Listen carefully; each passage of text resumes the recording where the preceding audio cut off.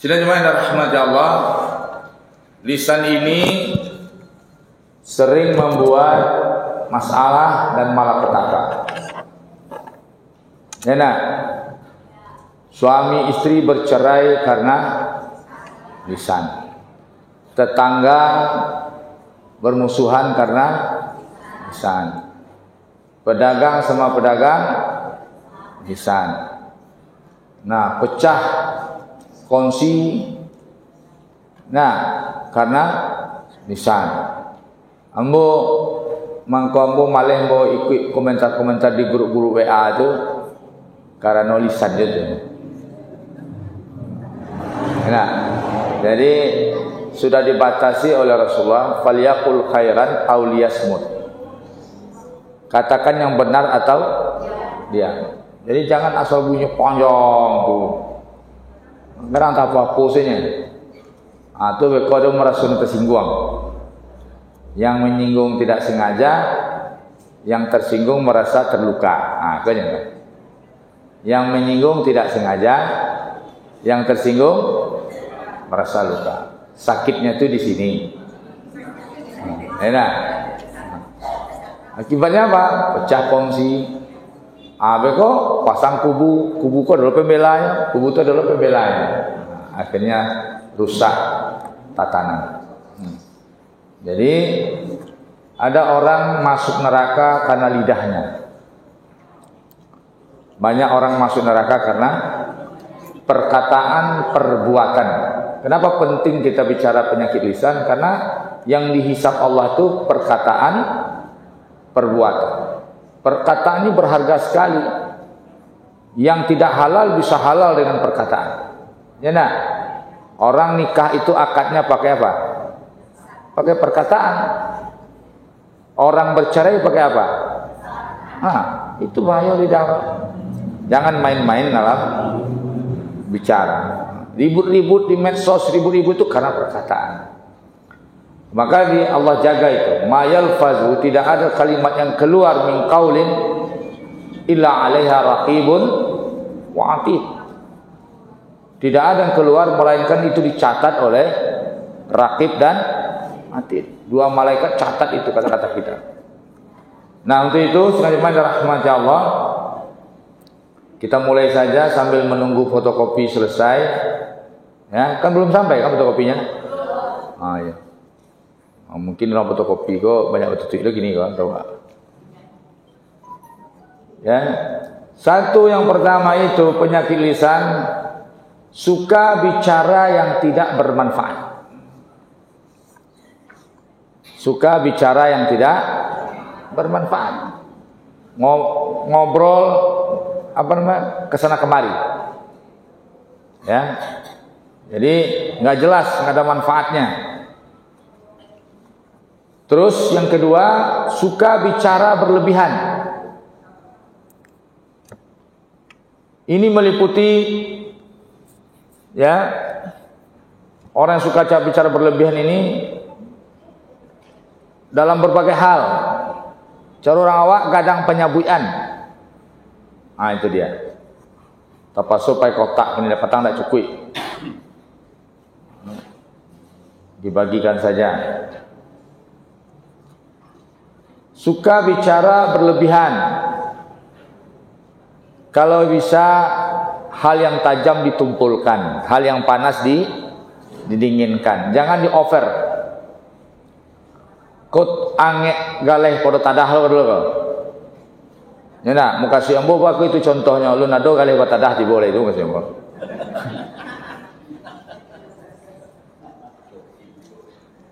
Kalau tiba galeh pada tadah itu contoh aku. Jadi jangan bicara berlebihan, gadang penyabuian. Jadi memang dari omongan itu menggambarkan sebuah kejujuran. Terus yang ketiga, tenggelam dalam pembicaraan yang batil,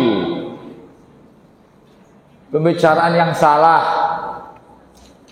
yang batil, bergunjing, ya nah, segala macam lah, hal-hal yang tidak boleh dibicarakan, Ya, di tempat-tempat majlis yang batil.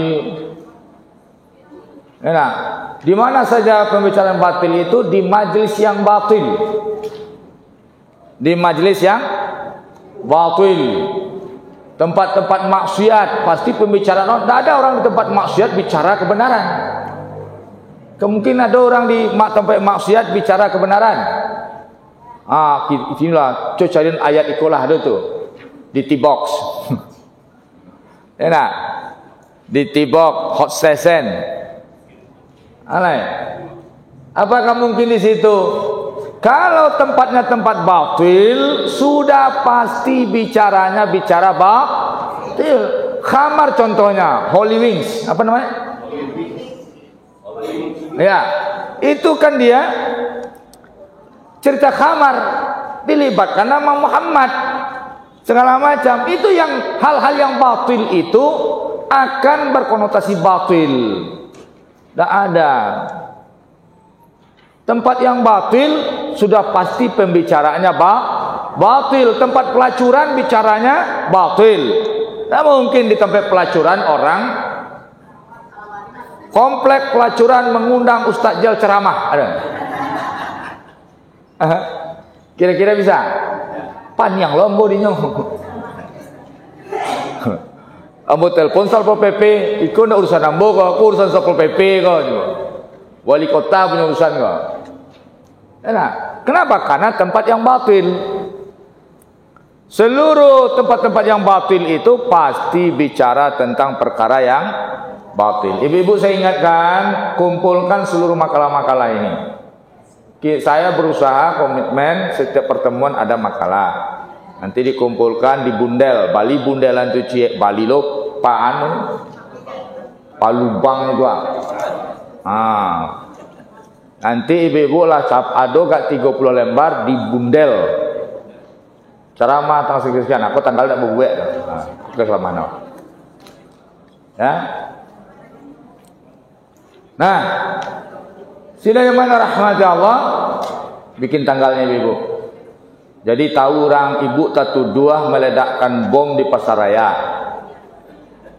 Saya tidak ada jam sekian saya dengar ceramah ini. Ma buktinya, kok ada makalah jambo. Tanggal sekian ambo.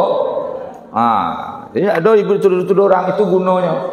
Maka kalau rapi, apa tanda bukti yang awak terima tu simpan. Ambo ketika itu Pak di Jakarta, ambo ndak ada di Padang. Apa bukti di Jakarta? Aku tiket ambo Jakarta waktu itu. Aman awak, ndak ada tuduh lain.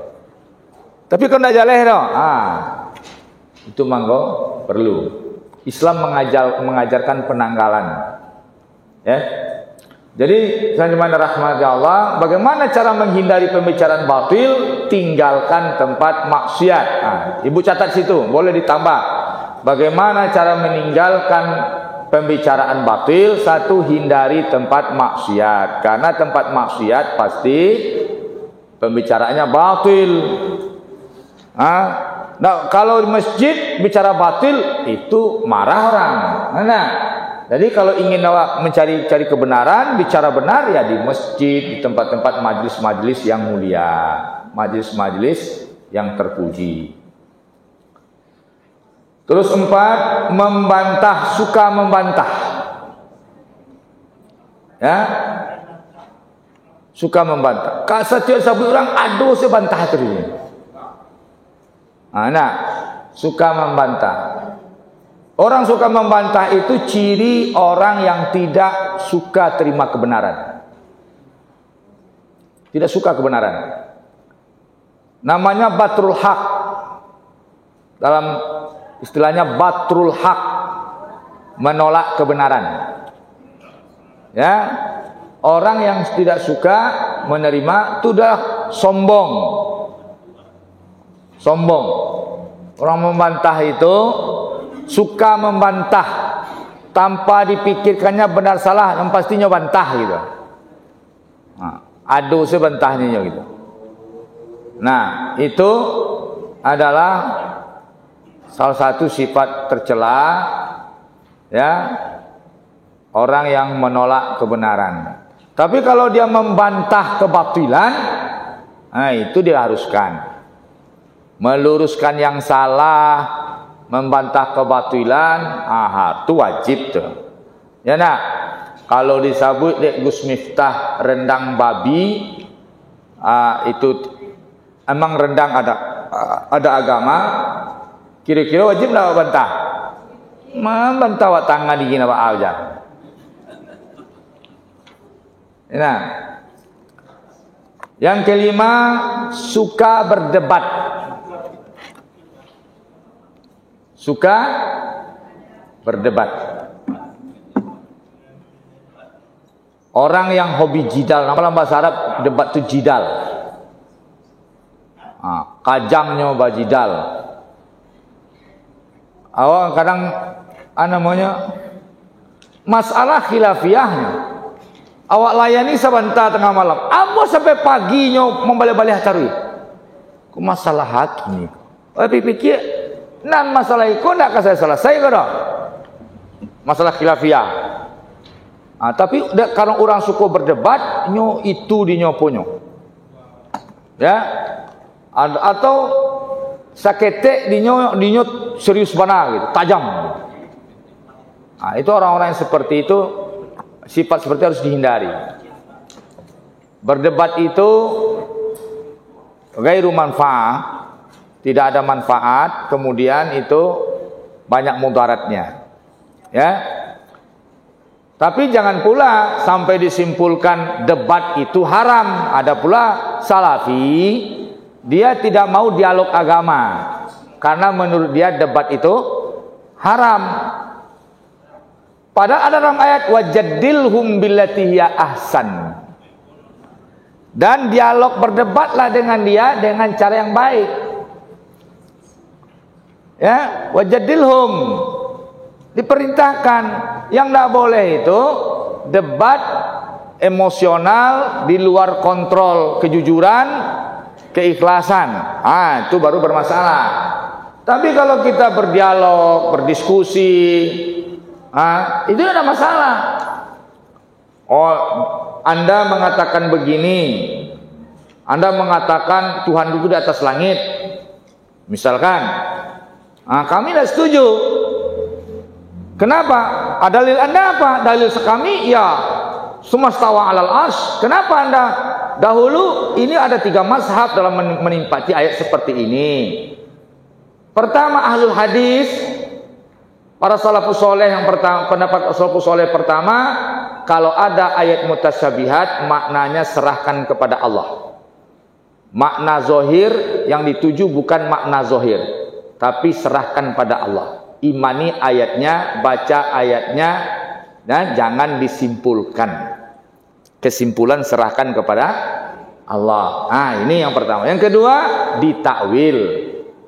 Tidak ada yang mengatakan kalau Allah punya tangan, ya tangan fisik, hakiki. Tidak ada. Allah itu litakrib, untuk mendekatkan pemahaman kita supaya kita paham. Ya. Nah, jadi itu biasa. Tapi karena tidak bisa dialog, dianggap debat itu haram, susah. Inyo bakato inyo, awak bakato awak. Inyo mangecek nang kalamak dinyo, awak tu nang kalamak dia awak lain. Kesudahnya Pak, jemaah majlis taklim nang bingung.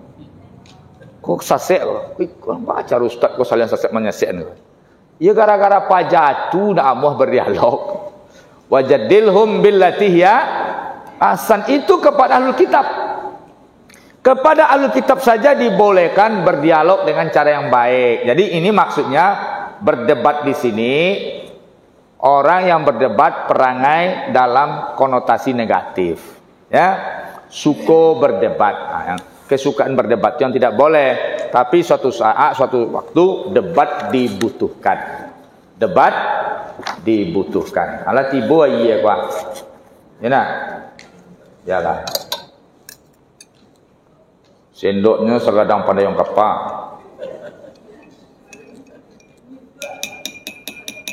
Ini kok masuk kamera, sendok kadang.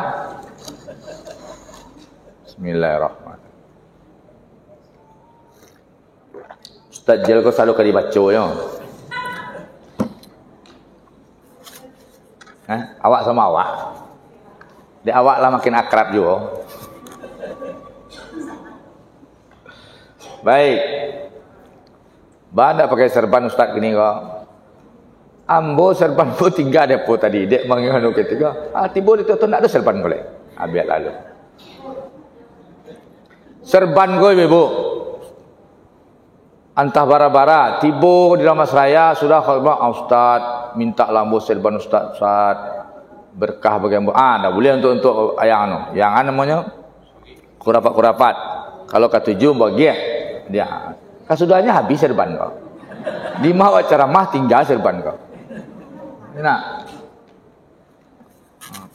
Asal jangan dibuatnya nama minta serban ke Ustaz, minta serban Ustaz untuk jilbab dawa, berang normal.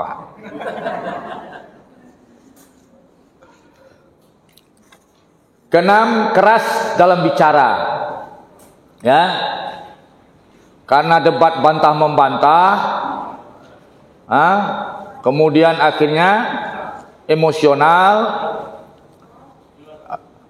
Terus keras ini bukan keras suara ibu. Indak namuh di pelokan sele gitu ha. Aladul khisam itu inna abghadar rajuli abghadul rijal, sesungguhnya seseorang yang dibenci Allah itu aladul khisam, kuat permusuhannya. Dasarnya pemusuhan. Permusuhannya keras. Kalau saketeknya nyo langsung tajam, garahnya nyo langsung menghabisi. Itu aladul khisam, itu harus januan tuh. Kemudian apabila terjadi pertengkaran, salah satu ini bukan tambahan ini, mereka itu kejam. Fa iza khasama fajara. Apabila bertengkar dengan dia kejam. Itu tidak boleh. Kita sesama mukmin, ya nak? Kita sesama mukmin. Dicubik orangnya tuh tinju sekali. Cubiknya pak, tinju sekali. Ya nak? Di pagarahannya bercari sekali. Aku yang aladul khisam, tidak boleh. Pertama aladul khisam, yang kedua fajara. Fajir dia dalam. Satu aladul khisam itu keras hati. Itu indah tu. Nah, kok banyak sama bu? Barang sampai nomor berapa itu? Coba lihat ke nomor di halaman 8. Halaman 8. 30 banyak persoalan lidah kau yang kerja gua. Bang? Ya. Banyak tadi sudah tertulis sudah. Yang tadi tidak buat tulisan doh. Iza khasama fajara. Apabila bertengkar dia kejam. Nak kejamnya itu. Temperamen. Bicara yang ketujuh tidak boleh bicara dengan dibuat-buat. Bicara dibuat-buat kau latih awaknya. Bicara aja apa adanya. Jangan di format-format latih awaknya. Awak terus latih dia. Sama je buat skenario tadi. Kau jadi film tu banyak skenario ya. Latih awaknya. Berkata keji dan kotor. Ya. Lapak-lapak. Jus 6, jus lain. Modeko Ustaz makanannya sajian aku rujo. Heran lo orang ni. Tunggu jawab lagi. Di kamera saya banyak benda itu. Di luar kamera tak ada. Beda.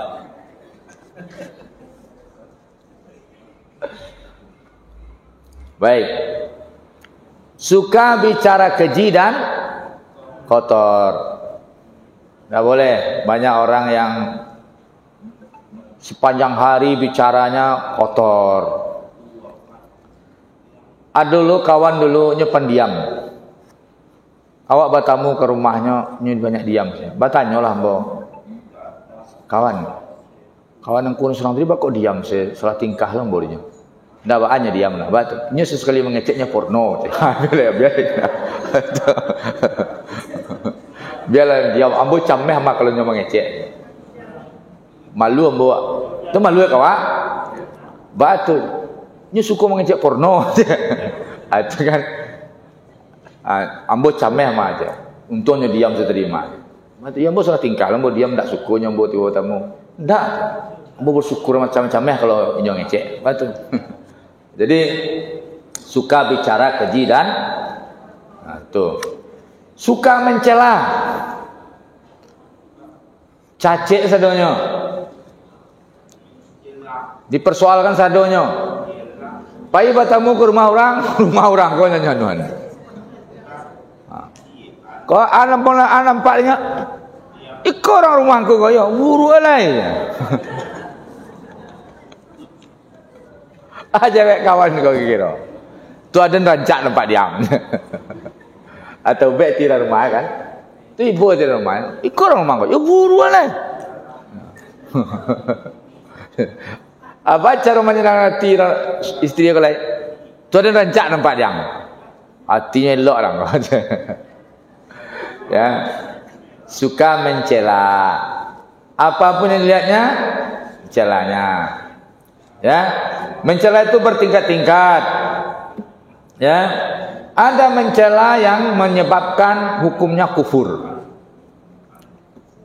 Kalau mencela terkait persoalan agama, Allah, Rasul, Quran, ajaran Islam, ya, itu nilai celanya kufur. Jadi itu. Dan ada mencela itu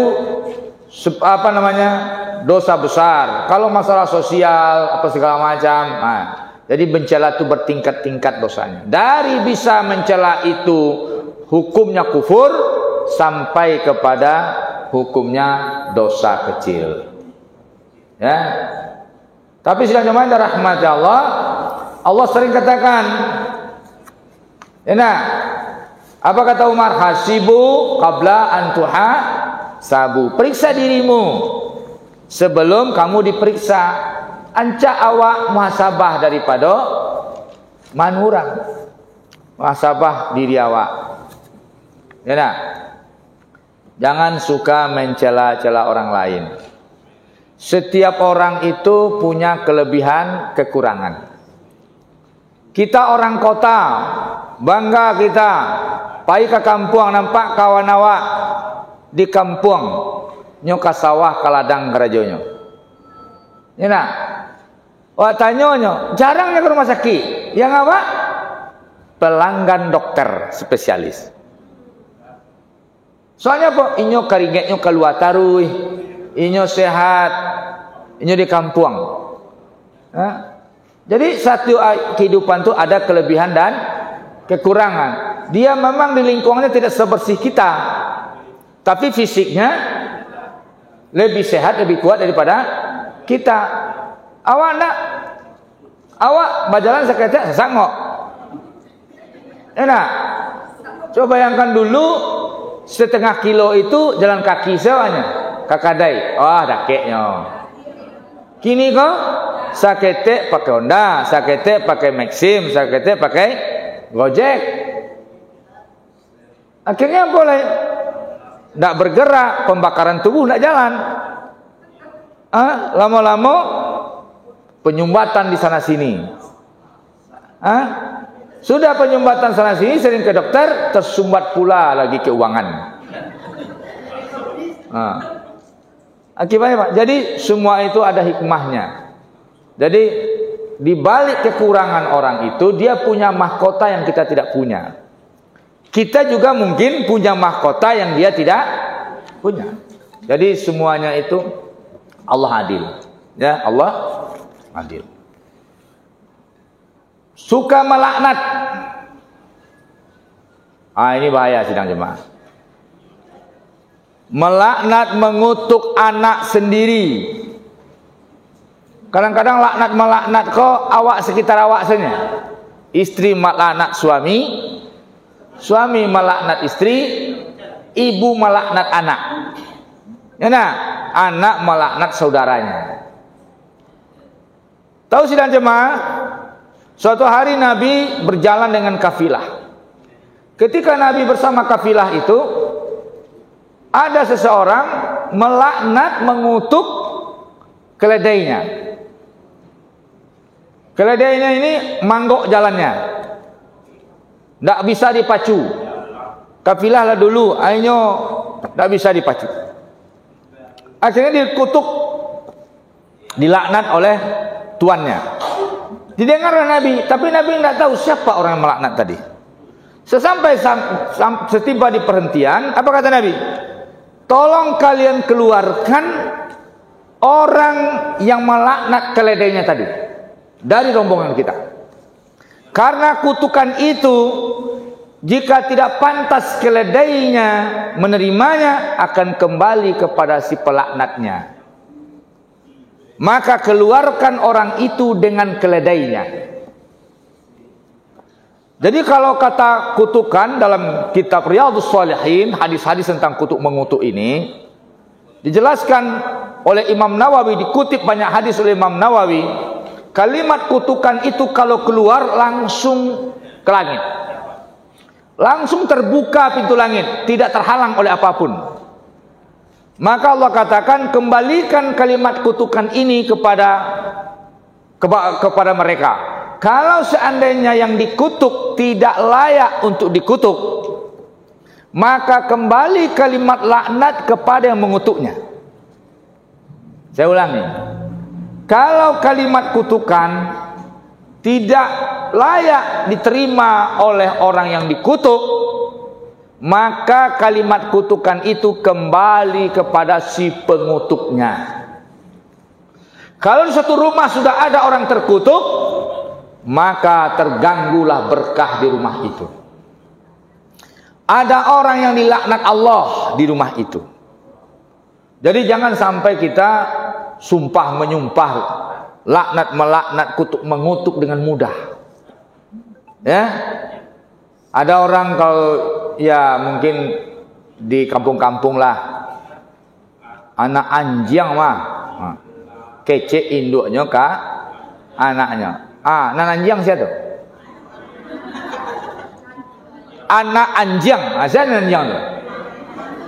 Itu kan bodoh tuh. Anak babi yang kok. Berarti yang babi itu emaknya. Nah, sudah dimana rahmat Allah, hati-hati kutuk mengutuk itu, ya. Falyaqul khairan aw liyasmut. Katakan yang baik atau diam. Itu. Ini mensyarahkan hadis falyaqul khairan aw liyasmut. Syair, nyanyian. Nyanyian itu sidang jemaah yang dirahmati Allah,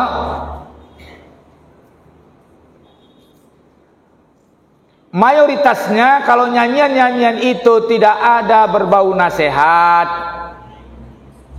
tidak ada pesan manfaat, menimbulkan kelalaian yang kalau lupa kepada Allah maka hukumnya haram. Ingat itu.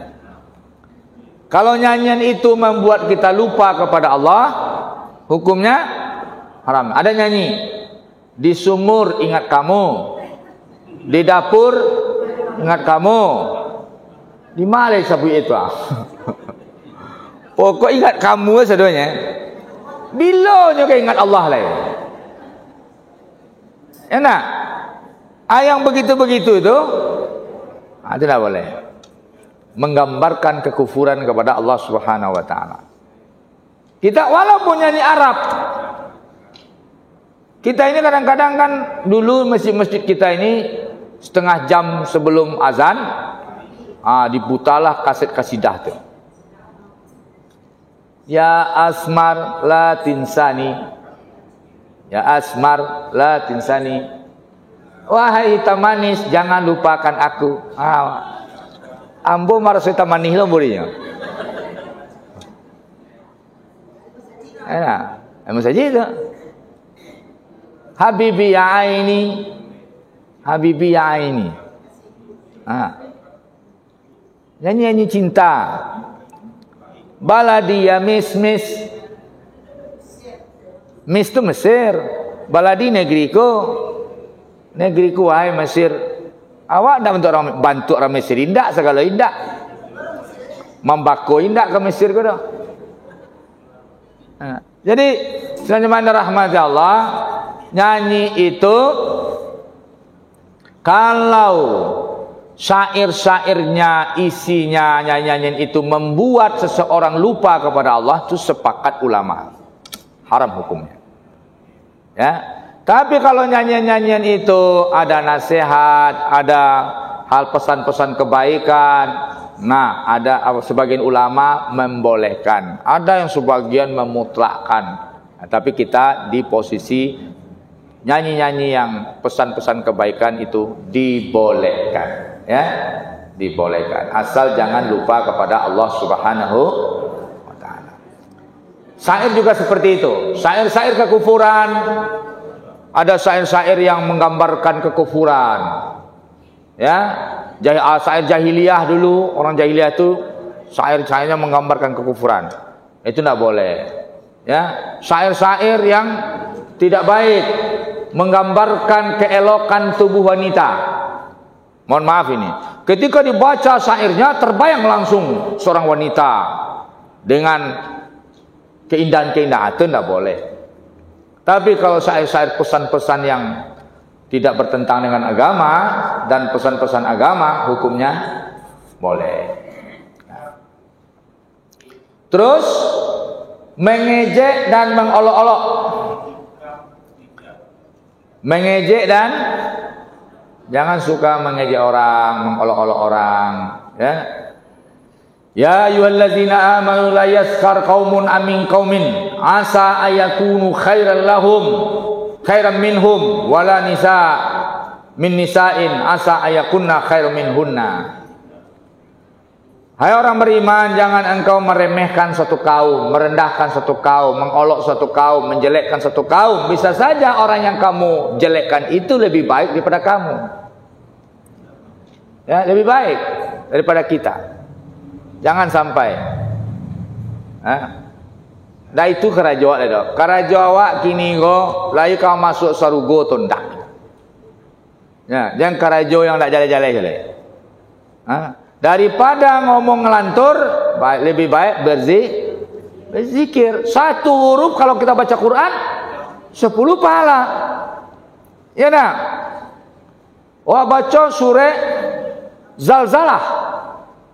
Patang go bara huruf surah Zalzalah kita kan ada lain. Ini tak kenal Ustaz. Kalau lah pakai makalah kau, awak tawakal ke makalah kau nyelai. 100 ampe puluh 9 huruf, betul? Kan? Ambo na bentuk ke mana? Itu kan aja boleh. 100 ampe 8 huruf, 8 ayat. Kalau awak baca surah Zalzalah 8 ayat, dapat pahala awak 1000 ampe 190 pahala. Kenapa? Karena satu huruf pahalanya 10 pahala. Dilipatkan dengan 149 huruf kali 10 1490 pahala. Cuma surah Zalzalah. Habis hari sajam itu. Sebantanya 8 ayat. Iza zulzilatil ardu zilzalaha. Sampai nanti famay ya'mal mithqala dzarratin syarran. 8 ayatnya dapat awak 1000 ampe 190 pahala. Luar biasa tuh. Luar biasa itu. Daripada awak sibuk jo ngelantur. Ya, ngomong apa nama istilahnya? Ngolok kidul apa? Tak. Ya mau itu. Jadi sebagaimana rahmat Allah, hati-hati ya Pak. Pelihara lidah awak koyo yang bermanfaat ya. Terus jangan memberi julukan yang buruk.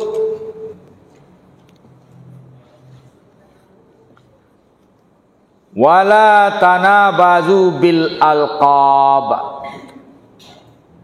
Hujurat.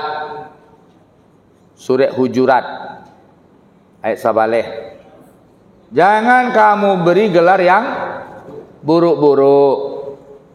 Tu tanya Wak. Nampak kawan hitam, kaliang.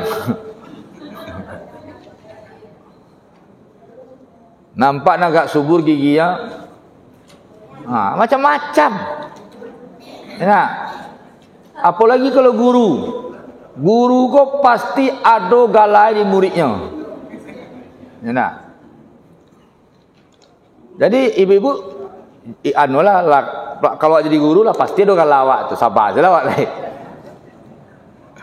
Jadi sahabat rahmat Allah, jangan memberi gelar-gelar yang buruk-buruk. Kalau di kampung awak, setiap nama ko ditambah juga gala di belakang. Gala nama buruk. Ya. Kalau lagi sukses, rancak gala awak. Kalau tidak sukses, disambung itu. Apalagi kalau di Piaman. Ya. Jadi sahabat rahmat Allah, wala tanabazu bil alqab.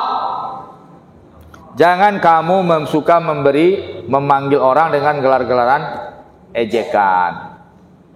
Nah, tinggi kawan awak, tiang listrik. Nah, macam-macam. Kalau anjang lumayan je lah ya. Jadi sahabat rahmati Allah, di antara aturan ngomong kita tidak boleh memberi gelar yang memanggil dengan yang buruk-buruk. Kalau nyoy hitam panggil lah, mau niang.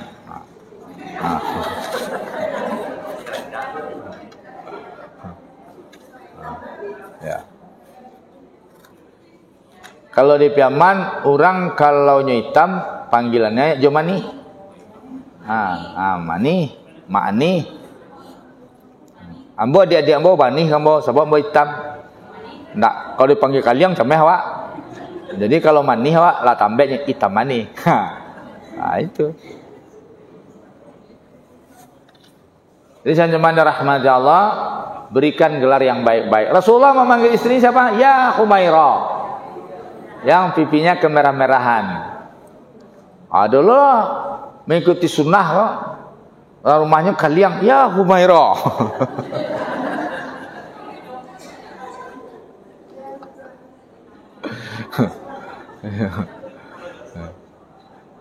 Kalau hitam mani misalnya ya Asmar. Ya Humairah yang pipinya kemerah-merahan. Kalau ikola hitam tu lah lewat dari merah tu. Kalau hitam tu ala kasado hitam tu lah lewat tu.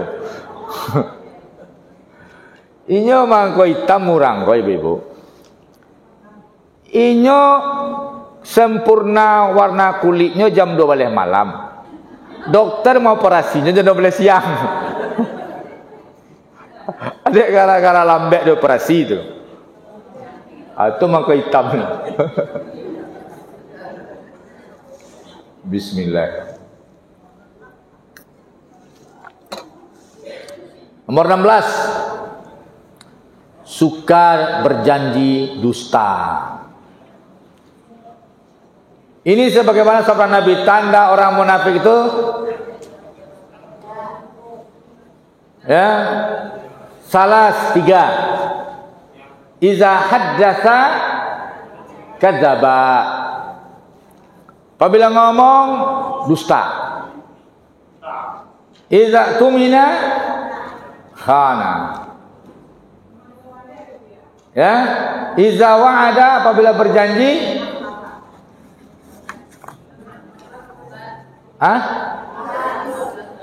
terlangkahi. Rasul itu jangan fotokopi. Iya. Di bawah wanata. Nomor 15. Kegawat kok.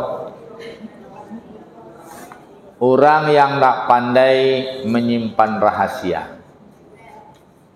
Imam Ibnu Majah diancam-ancam akan dibunuh tapi dia tidak mau dia sudah janji dengan seseorang, tidak beritahu, diancam mau dibunuh, tetap dia tidak beritahu. Jadi nama saya rahasia. Tidak. Nah, jadi ajan rahasia kok. Rahasia ini memang tidak boleh bocor dari satu orang ke dua orang, tidak boleh. Kalau sempat dari satu orang datang ke kawan kepercayaannya, ibu surang, saya nama percayanya ibu aku rasio syanu wanakwa. Ya, dua setahunya, anak kira. Inyo ada orang kepercayaannya. Lah, aku bu, kau batu cerita kau bu. Siapa yang bu ya? Tapi ibu surang setahunya. Nah, nanti ibu ketiga, ada loh kepercayaannya. Setiap orang punya orang maka rahasia itu kalau tidak perlu dititip, pegang sendiri. Allah melaknat orang yang membuka aibnya sendiri. Apa kata Allah? Aku sudah tutup aibmu, tapi kau yang membukanya. Allah ingin menutup aib awak. Tak boleh. Bahkan kepada suami awak. Dah, sudah surang setahun dah. Tu kawan udah yang bati gosakan tua tu bekas pacar awak tu.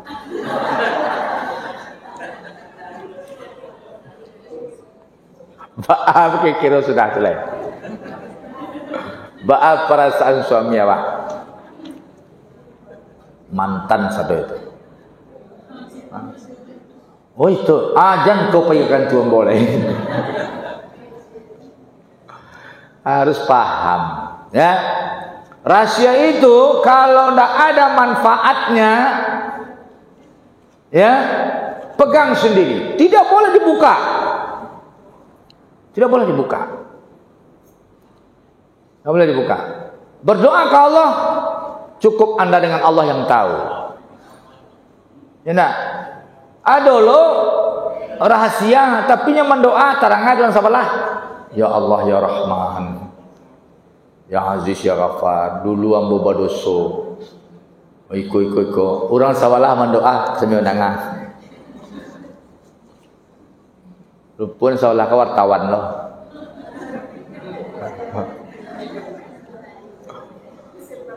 Ya, sidang jemaah rahmat, hati-hati. Cukup rahasia kamu dengan Allah. Allah melindungi awak kau. Maka ada doa, Allahumma sattir aurati.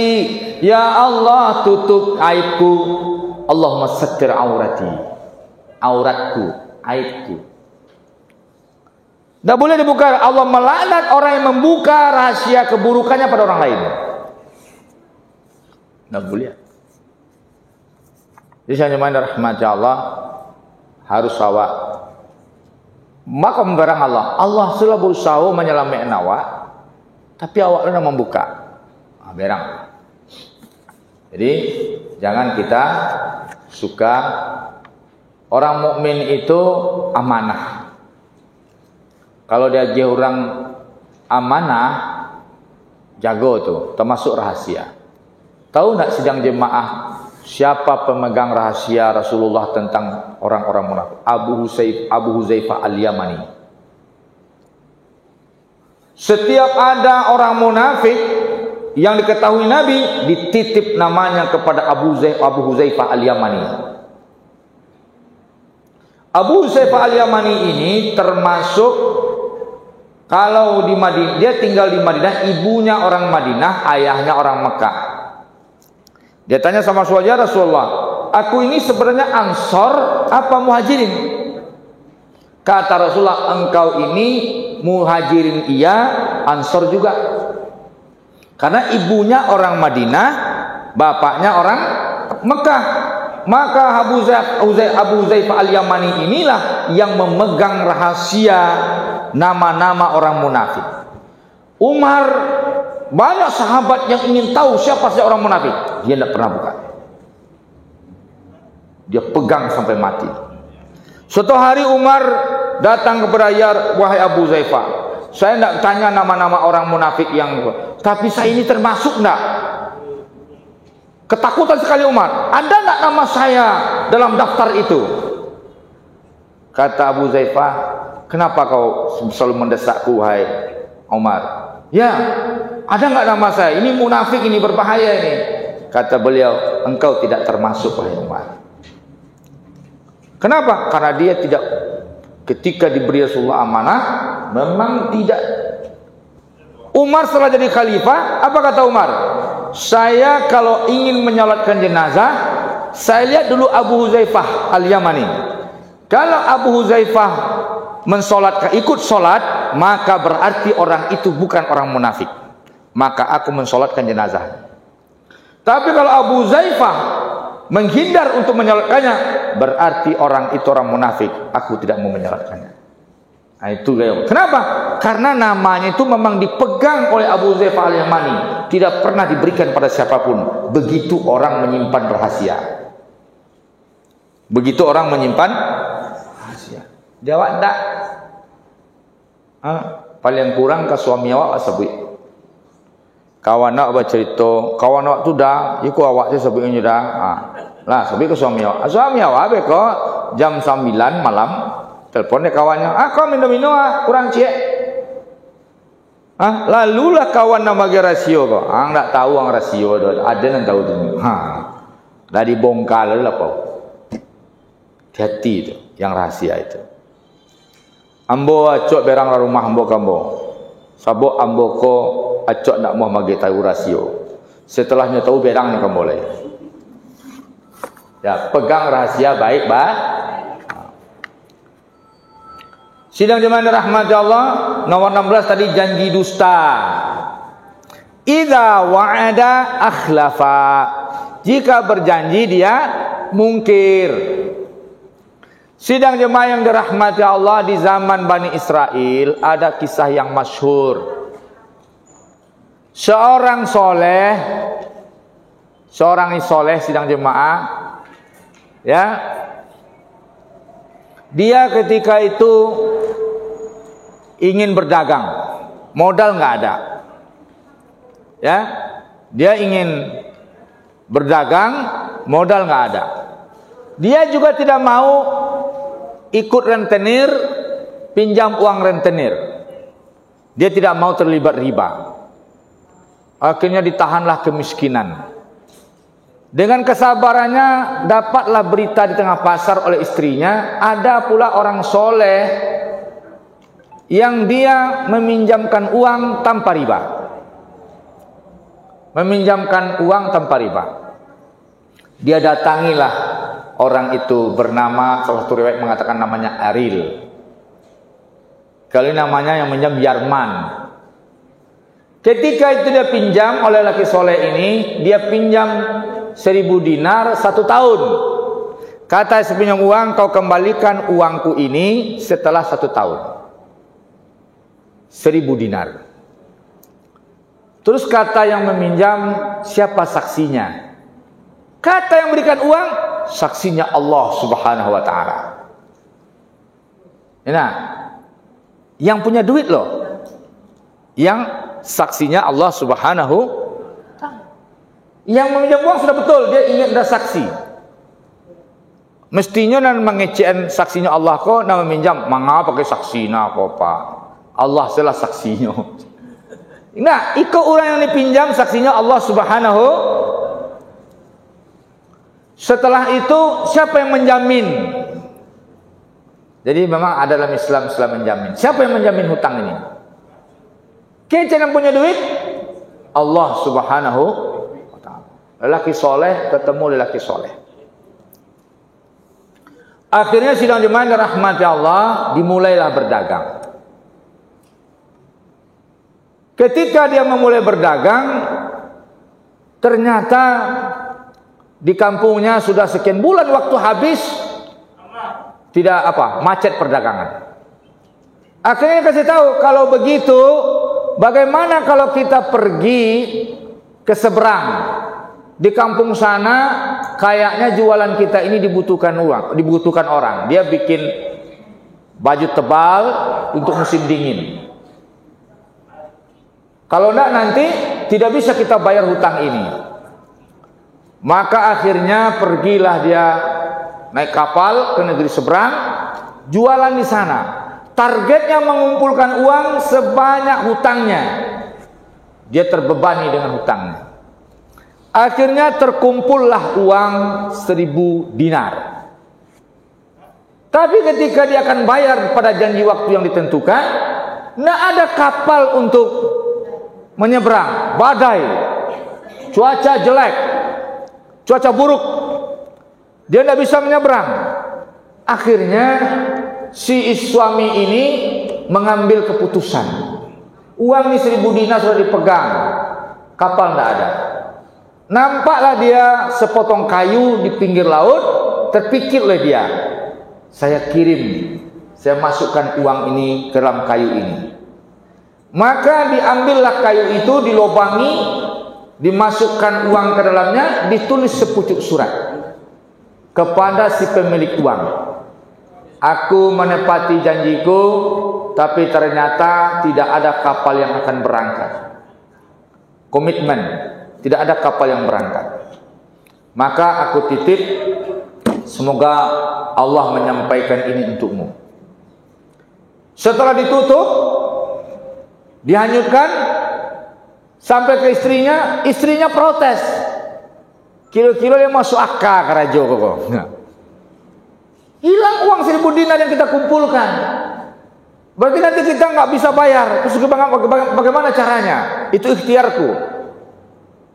Berarti kau nggak bisa nanti bayar hutang. Kumpulkan lagi uang. Dia jualan lagi siang malam. Dia berusaha mengumpulkan uang. Akhirnya cukup lagi 1000 dinar. Di satu sisi, bapak yang meminjamkan uang tanpa keuntungan ini, akhirnya dia bangkrut. Banyak orang tidak bisa memelihara kebaikan orang lain. Orang lama nolonginya, hanya menggolong loh. Akhirnya bangkrut. Maka istrinya marah-marah sama dia. Itulah baru ingat dia, hari ini siapa berjanji yang meminjam uang 1000 dinar, dia jatuh tempo hari ini. Tapi dia pergi berdagang ke negeri seberang. Apakah dia datang hari ini? Karena sang hari musim dingin, kelaparan, katanya aku pergilah ke pinggir laut. Kalau melihat ada kapal datang, semoga dia ikut datang. Ternyata tidak ada kapal yang datang. Semua orang mentertawakan dia. Engkau itu bodoh, masa uang dipinjamkan? Dia nggak bakal. Kau kira dia akan balik? Nggak balik. Engkau sudah ditipunya. Di akhirnya dia juga terbawa oleh pendapat-pendapat banyak orang. Putus asa dia, berarti uangku sudah habislah. Tapi ketika musim dingin itu dia nampak kayu yang hanyut. Oh, ini ada kayu, cukup untuk kayu bakar, untuk menghangatkan badan di rumahku. Dibawalah kayu itu, sepotong kayu itu. Tapi ketika dibawa sepotong kayu sampai di rumah, ada dampak ditempel-tempel, dipaku, diikat, kemudian dibuka dulu sebelum dibakar. Keluarlah situ duit dan surat. Sidang jemaah rahmati Allah, ini ayat. Wa may yatawakkal 'ala Allah fahuwa hasbuh. Siapa yang bertawakal kepada Allah, maka Allah yang menjaminnya. Wa innahu balighu amri, dia akan menyampaikannya. Yakin dengan ayat. Kedua-duanya tadi sudah meminta jaminan Allah Subhanahu, maka Allah buktikan jaminannya. Jadi jemaahnya rahmati Allah, banyak air itu, alam ini semuanya bisa membantu kita. Tetapi kalau ada ibu-ibu kamarnya MPT, aja tahu ambo. Nah, itu di zaman dulu karena masing-masing punya kesungguhan, masing-masing punya ada syarat-syarat yang terpenuhi. Kalimat orang soleh, ibu-ibu yang soleh-soleha, orang soleh itu alam ini mengerti dengan dia. Sungai Nil tidak mengalir, kekeringan. Mengeluh orang Mesir. Orang Mesir itu kehidupannya dengan Sungai Nil. Kalau tidak ada Sungai Nil, maka kota Mesir itu sepanjang Sungai Nil. Karena nggak situ nggak ada hujan tiap saat, nggak ada. Hujan itu sekali setahun, itu pun 2 jam. Itu hujan di tanah Arab itu. Sekali setahun saja, 2 jam. Maka ketika itu zaman rahmat Allah, kekeringan, kalau sungai Nil kekeringan, maka teraniayalah warga Mesir. Oleh Umar bin Khattab sebagai khalifah, bagaimana cara mengatasnya? Dibikinnya surat kepada sungai Nil. Surat kepada sungai Nil, bikin surat. Bawa suratku ini, lemparkan ke sungai Nil. Dari Umar khalifah Allah Subhanahu wa taala. Sungai Nil itu warganya. Berjalanlah engkau. Kalau engkau tidak berjalan, macamlah ditulis oleh Umar di situ. Surat Umar ke sungai Nil. Dilempar ke sungai Nil, langsung beberapa saat sungai Nil itu airnya bergerak. Dan kembali sungai Nil mengalir. Luar biasa sidang jemaah. Kalau kita dekat dengan Allah, maka alam akan dekat dengan kita. Kalau kita dekat dengan Allah, alam akan dekat dengan termasuk binatang-binatang. Sidang jemaah rahmat Allah, Zainab Ghazali, ulama Mesir, tahun 70-an, 80-an, perempuan. Saya satu kaji yang pernah saya dapat dari dia itu, batas wilayah umat Islam itu kalimat la ilaha illallah. Itu ulama wanita, luar biasa. Ditangkap oleh pemerintah Mesir, kemudian dipenjarakan, dikumpulkan belasan serigala, dikurung sampai lapar. Setelah itu dikeluarkan Syekh wanita kita ini, dilepaskan serigala. Ketika itu apa kata beliau? Saya sudah menduga serigala ini akan mencabik-cabik seluruh tubuh saya. Maka aku pejamkan mataku. Dia bacalah doa-doa dan ayat Allah Subhanahu, dia berzikir.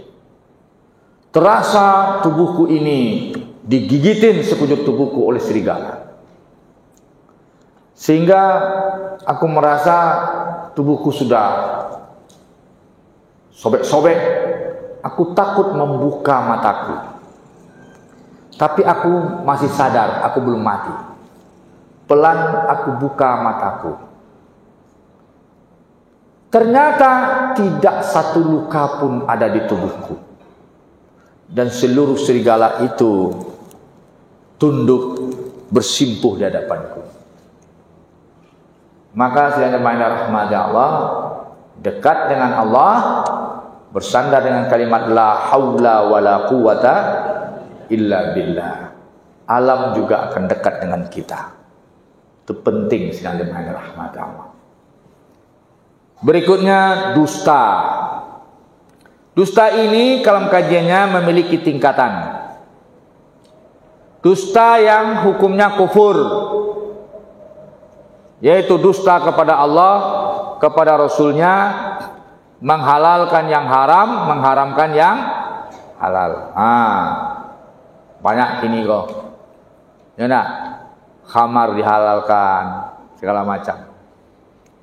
Sidang jemaah rahmati Allah, dusta ini kalau menyangkut agama hukumnya kufur.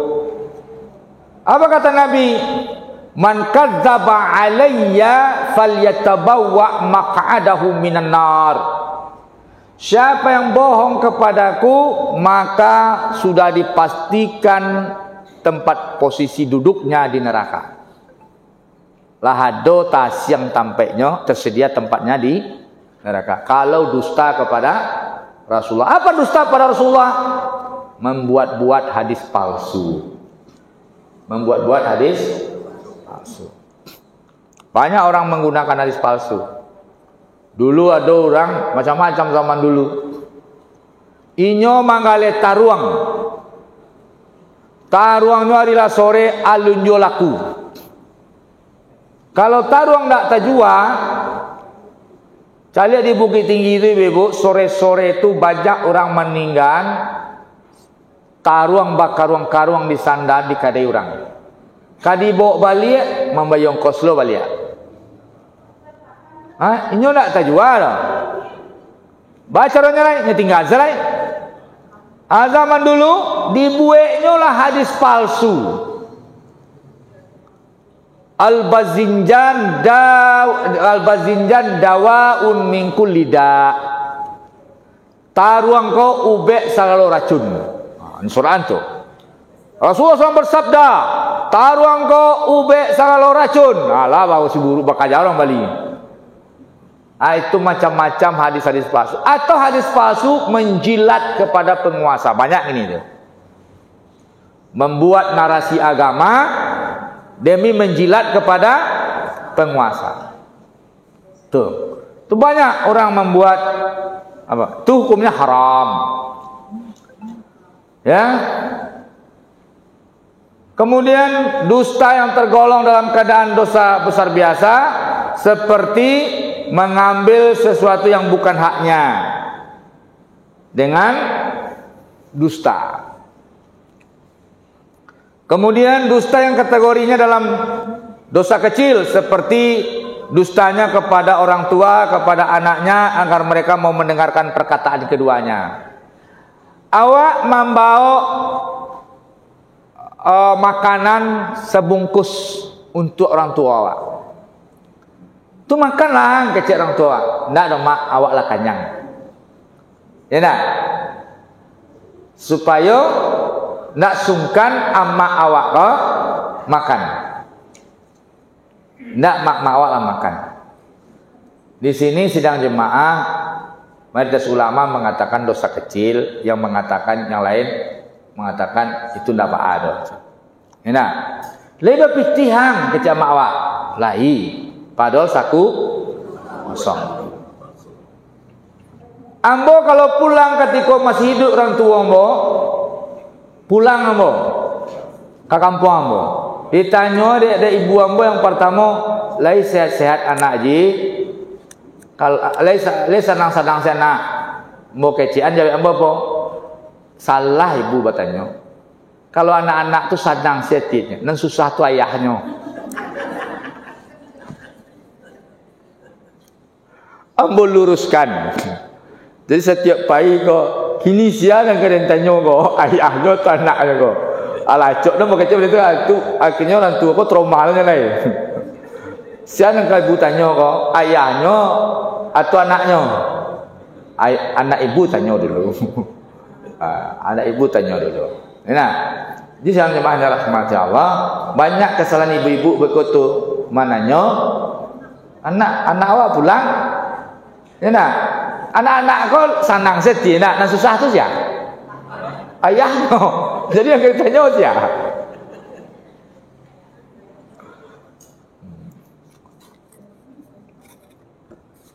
Sidang jemaah rahmat Allah dusta atau ingin mendekatkan kedua orang supaya dia saling menyukai. Awak pulang ke rumah istri awak balik sesuatu, awak keceng ke istri awak, kau titipan dari amak ke dia. Dusta itu kan? Supaya apa? Kadang-kadang awak ala pandai ya. Orang rumah kau ala kecewa-kecewaan sama mintuonya. Enak? Pandai awak. Awak bawa sesuatu hadiah, ateh nama. Udah baru toyo, dah doga mak magia dah, udah beli mak. Iya mak tu kan mak ambo magian kakoko, bersiapa ke rumah awak, aku ate namo, ambo boleh. Sedangkan mati sedekah boleh tu namanya. Enak. Nanti awak pulang ke rumah, awak bawa sesuatu, kau dari menantu mak. Ya nak, begitu. Pandai awak mengatur. Jadi kau tak dari mana dari kau lah makanan. Antah mak setiap awak sebenarnya makan. Kau pandai-pandai. Tiba di rumah mak litak nak boleh mak. Dan lagi makan oleh biniang tadi.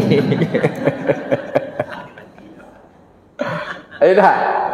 Harusnya mak de setiap sudah mak tadi lepas ni kanyang mak tapi setiap tiba rumah mak kau ditak separi.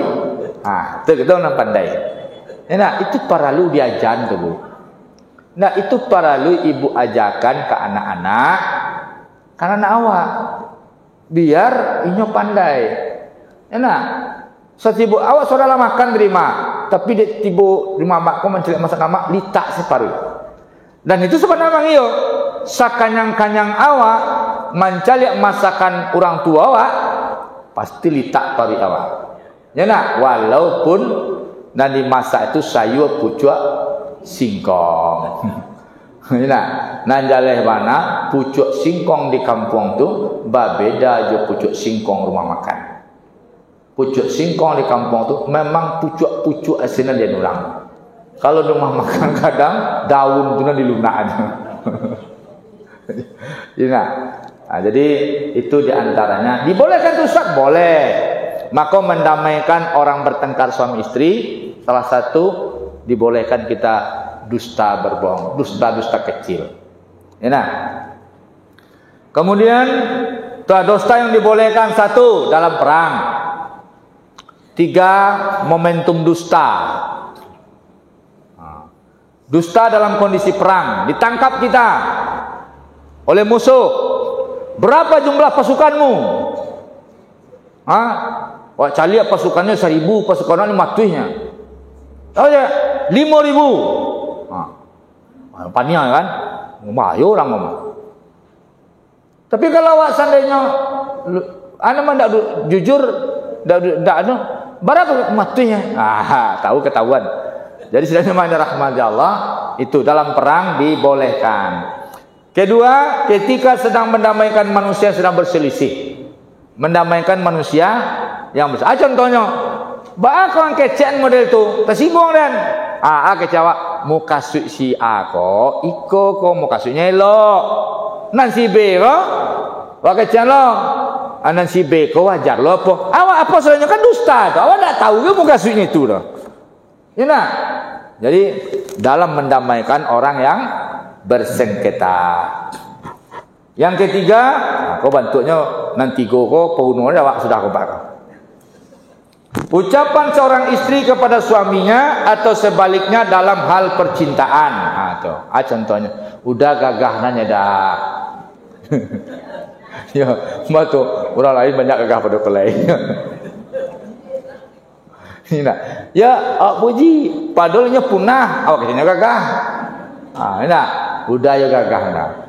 Batu sabuk tanggal baru.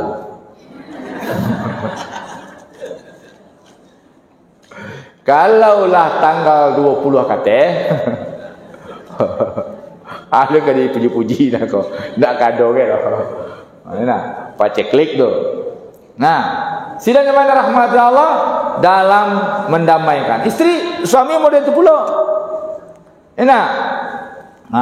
Memuji-muji, saling memuji. Walaupun sapunah abana balik batimbah, tapi saling memuji. Bunda, apa? Ambo rasu orang-orang Arab nancak-nancak tu mirip-mirip bunda kau mah. Padahal kau punahnya. Bila wak kecen tu katiko inyo kama masak. Sarau telatak tu lain. Sudah dipuji tu. Kalau lambek kopi tiba, pujilah istri. Lambek air tiba makan. Ambo ada bagarah di rumahmu dulu. Awaklah makan air minum taluponya. Kecem tolong tokok kuduk ambo cak. Nya dulu ini tokok kuduk awak. Kece ambo kau lah tak cakap dari tadi. Ya. Dari sedang main rahmat Allah, begitulah. Yang ke-18 bergunjing. Kau yang paling asik. Kau entertain. Impotemen. Impoteman. Bergunjing kau namanya lama. Awak sibuk mencari tuan orang, lupa je diri awak. Membuka aib orang, lupa dengan aib kita. Banyak bicara, banyak salah. Yang itu yang jelas, itu pasti itu. Banyak bicara, banyak salah. Maka kurangilah bicara. Kurangi bicara. Wala yaktab ba'dukum ba'da. Janganlah menggunjingkan satu sama lain. Ya. Jangan bergunjing. Ada keterangan di halaman 5. Menggunjing yang dibolehkan di 6 keadaan. Ketika merasa terzolimi, itu boleh awak keluhkan ke orang. Ambo terzolimi begini-begini. Sahabat dulu pernah terzolimi. Mengeluh ke saudara lain tak tahu. Mengeluh ke Nabi lain. Ambo tetangga ambo jahit bana ya Rasulullah. Nak nyaman bodoh. Baca roh lain. Yolah salah macam caro nak bisa le. Baca rohnya kecek Nabi. Kamehan barang, kumpulkan barang-barangmu, kemasi barangmu, taruh di pinggir jalan. Kalau ada yang bertanya, sebut engkau sudah tidak tahan bertetangga dengan si A. Ikut dalil demo.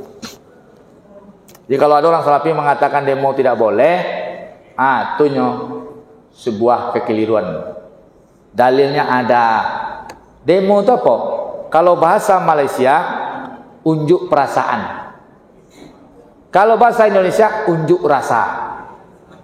Apa unjuk rasa? Mencari anak-anak nado, nanti hati awak kuah, tahu orang dengan perasaan kita yang tertekan. Tu mangko disebut orang lain bahasa Inggrisnya demo. Ya, bahasa Inggris demonstrasi, bahasa Piaman demo.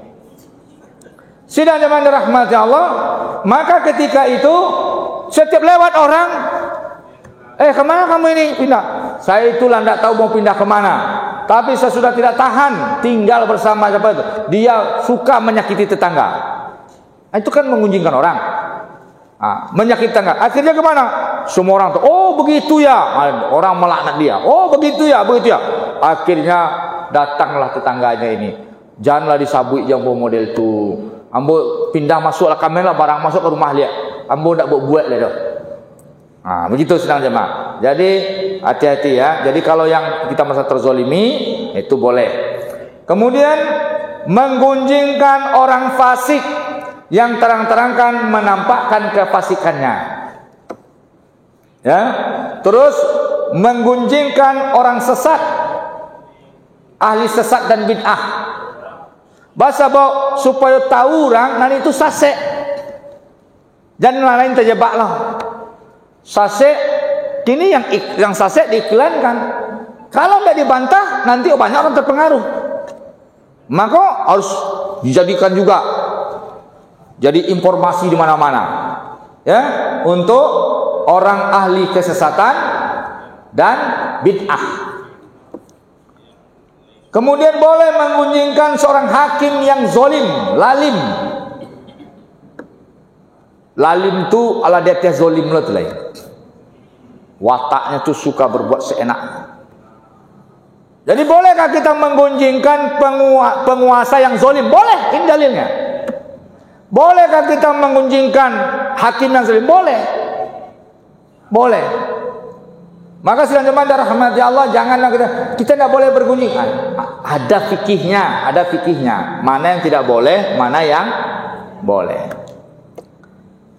Terus, bolehkah kita mengunjungi dalam rangka memperingati kaum muslimin tentang suatu keburukan-keburukan? Contohnya, tu dulu sianu babuek modeko, iku akibatnya. Boleh terangkan supaya orang paham. Dulu siapa melakukan ini ada kelompok begini-begini, akibatnya begini. Itu dibutuhkan untuk seperti Allah menceritakan kaum Ad, ya, orang Bani Israel.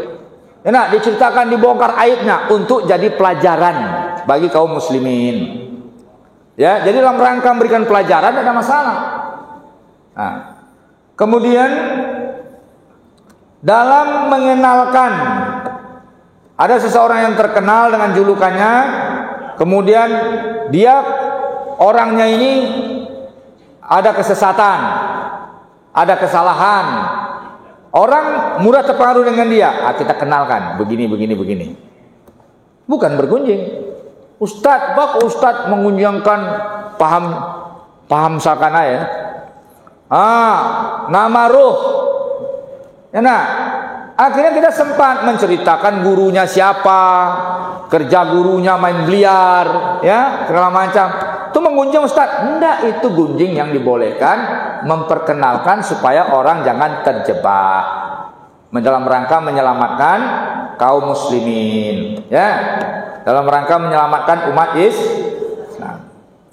Kemudian 19 namimah. Ya. Adu domba. An-namam. Nabi lewat di kuburan. Ada 2 kuburan, Nabi lewat di situ. Nabi mendengar orang di kuburan itu diazab. Ketika itu Nabi berhenti, dia cari pelepah kurma. Dibelah 2 pelepah kurma itu. Diletakkan di kuburan A, diletakkan di kuburan B. Nabi berdoa, ya Allah, ringankan azab orang ini, ya.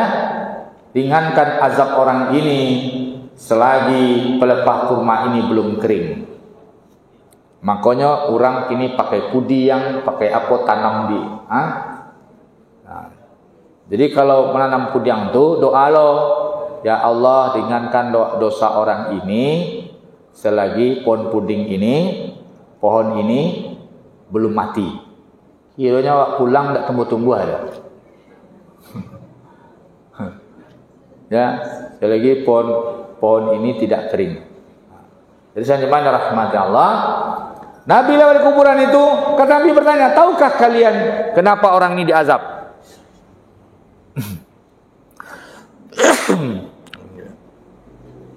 Orang ini diazab dengan dahsyat sehingga Nabi tidak tahan meninggalkannya. Katanya Allah dan Rasulnya yang tahu. Kata Nabi, orang ini diazab. Yang pertama dosanya an-namam. Apa itu? Orang yang suka beramang adu domba orang. Yang kedua, karena pipis tidak istinja. Jadi itu, pipis tidak istinja. Jadi kalau ada orang ingkar azab kubur, itu dalil azab kubur. Itu dalil azab kubur. Jadi ada orang ingkar azab kubur.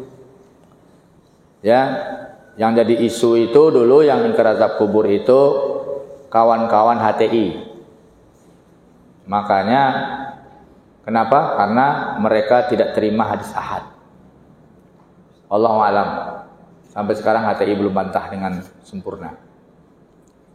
Sidang jemaah yang dirahmati Allah, maka orang ini dahsyatnya azabnya karena mengadu domba.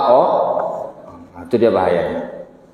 Nabi mengatakan tidak akan masuk surga, la yadkhulul jannata an-namam. Tidak akan masuk surga orang yang suka adu domba. La yadkhulul jannata an-namam. Maka sidang jemaah rahmati Allah, ketika ada bagaimana cara kita menepis selamat dari adu domba. Cara selamat dari, yaitu ketika ada berita tentang keburukan, jangan langsung dibenarkan. Ketika ada berita, jangan langsung dibenarkan, langsung percaya. Pertama wak nilai lo, ba aku orang ko membawa ingin mengadu domba dan terjebak awalnya.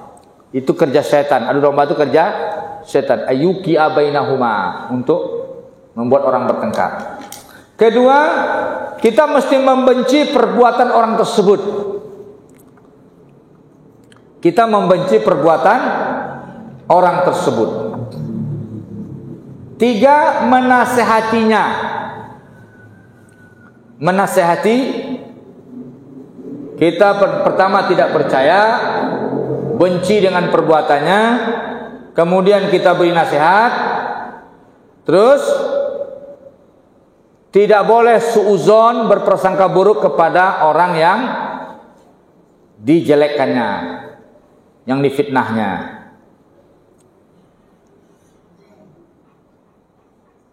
Tidak memata-matainya, Tapi setelah itu tidak perlu pula kita mata-matai dia. Terjebak pula kita dengan kesalahan. Kemudian tidak menyebarkan berita buruk yang dibawa oleh orang itu. Jangan awak boleh cerita itu kenal lain. Urang kom. Jadi berikutnya kita petakan. Kita petakan. Iko baguno ndak untuk awak. Aduh domba kan baguno untuk awak dah. Dan salamai awak tepis. Kan ada untungnya bagi kita. Jangan nanti kita, orang kalau bertengkar dia ingin bikin kubu, cari pendukung. Akibatnya apa? Awak sasaran. Awak nanti berdiri di pihak A, di pihak B. Kita ini tetap jadi di posisi yang salah. Nah, sidang jemaah dirahmati Allah, sampai nomor 19 inilah ya kita kaji. Besok pertemuan depan bawa lagi ini ya, dibawa lagi. Jadi memang tas ngaji itu tersendiri, alatnya tersendiri ya. Kemudian jemaah rahmati Allah, banyak maaf, mudah-mudahan bermanfaat. Assalamualaikum warahmatullahi wabarakatuh.